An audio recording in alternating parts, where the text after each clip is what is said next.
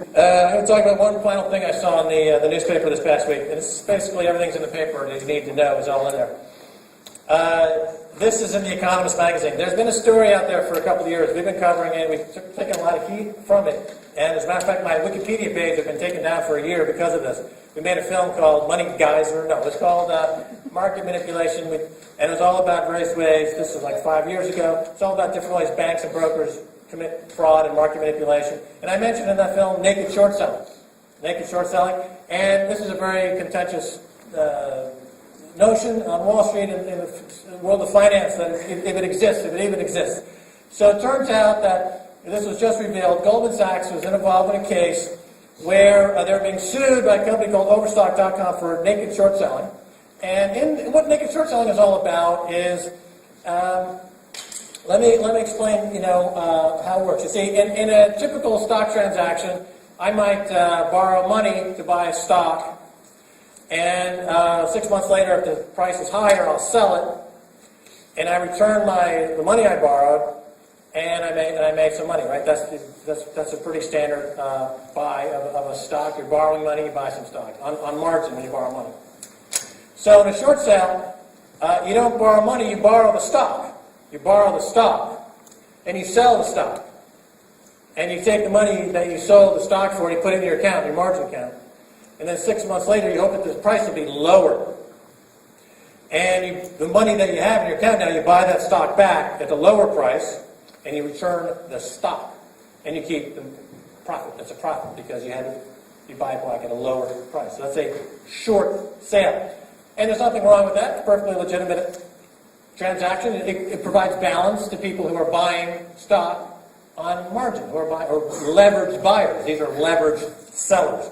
So they come together, and hopefully, the market is reflective of everybody who's trading. But a naked short sale is when a bank, in this case Goldman Sachs, instead of borrowing the stock and then selling it, they just sell stock. They sell stock that doesn't exist. They sell more stock than there is actually has ever been floated by the company. If the company floated 100 million shares, they would sell 120 million shares. And if you think that sounds like counterfeiting, that's exactly what it is. It's counterfeiting. They counterfeit stock to try to drive the price down to put the company out of business and to make money on bets that they have that the price will go down. So in the options market, they'll buy an option that the price of the stock is going to go down. Then they'll sell stock that doesn't exist, hundreds of millions of it, to drive it down. And then they will hopefully, at some point, they drive it to zero when they never even have to cover any of their tracks, but they make a huge amount of money in those options.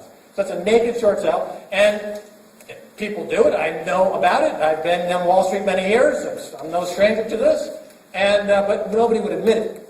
So in this lawsuit with the Overstock, the lawyer involved accidentally let slip emails from the Goldman Sachs team that openly discussed that they were selling stock that they weren't going to cover, that it was a naked short sale, and they went back and forth, pages and pages of emails, and they admitted this massive fraud.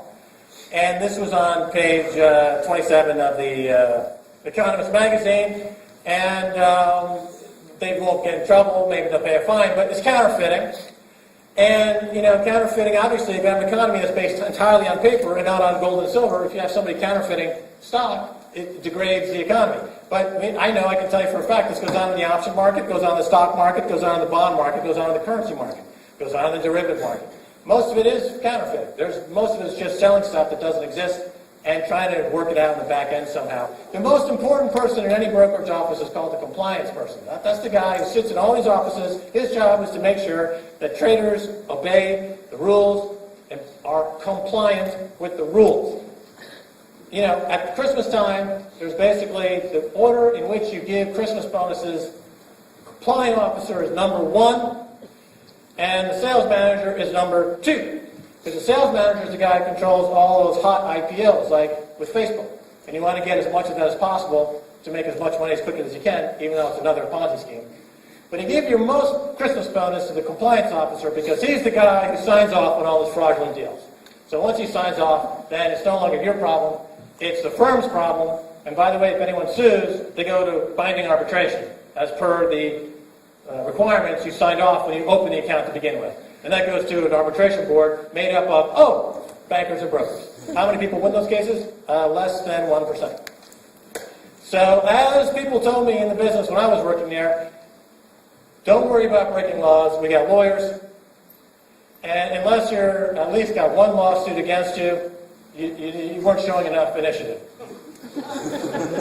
You have a book of clients, which pretty soon becomes a book of plaintiffs. And at the end of the year, what you do is you've got a book of clients, then you've destroyed them, and let's say when I was working at Payne Weber, I go across the street to Merrill Lynch, my buddy, he has a book of clients that he destroyed, and we swap. It's called swapping dead books. So then I got all of his dead clients, and the next year I call him up and I say, hey, how you doing? And, oh, it's terrible, I lost all my money in the stock market. I can say, you didn't know ipso facto dulup, did you? Of course I know he did because I have his account in front of me. Yeah, oh my God. I said, yeah, of course, that was a huge disaster. And you know everything about him. You know his social security number, his address, his wife's name, his banker's name. It's all right there in front of you. So you work this guy, and pretty soon he opens an account because he wants to make that money back before his wife finds out. And you got another client until you blow him up.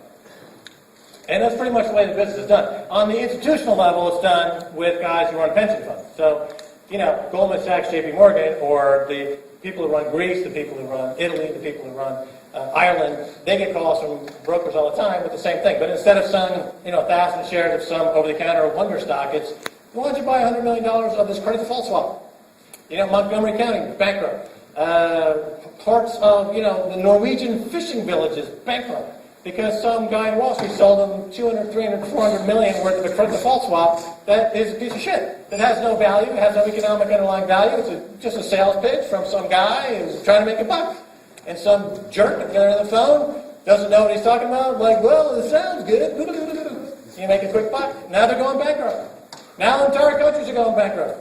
For the same reason, they're being sold shit from Wall Street and the City of London. And of course, it's all cleared through the City of London, which is kind of like the nexus of the entire global fraud network of shit, and it's all David Cameron and George Osborne who give it their blessing, with Tony Blair looking from behind. I made a mistake. I know God. And in America, they have a world reserve currency, so they're insulated, but now that's crashing. They can only buy them so much insulation. Now it's falling apart too.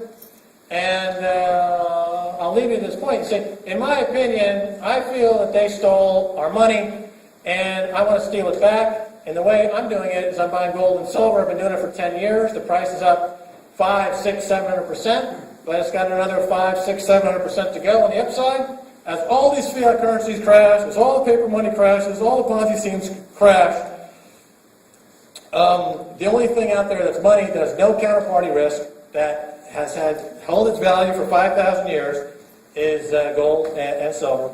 And do your own research, look into it. I'm not. This is my case for that, but you might have a different opinion. And certainly, those people who have been saying that the bond market's going to crash for the last 5 years have been wrong. The bond market's done well because of all this quantitative easing. So, in full disclosure, I will say that all those people, Jim Rogers, name people you see on all TV, they've been calling for a bond market crash in the States and in the UK for 5 years. Hasn't happened. So that hasn't happened. I think they're early, and I think that day of reckoning is coming. But just to point out that nothing is, a lock at any one moment in time. This is my thoughts, how it plays out over this decade and the next decade. And so far, I'm pretty satisfied with kind of my take on things and how this is being worked out in the system. The crash of 2008 was horrible. The recovery was fake, and we're getting back into the crash phase. It's happening right now, as a matter of fact. So the next 6 months are going to look really bad, I think. And the UK is obviously with clawing back these policy measures and all these things in the Chancellor's office. They're kind of panicking a little bit. So with that, I'll say thank you, and I'll take any Q&A. Thank you.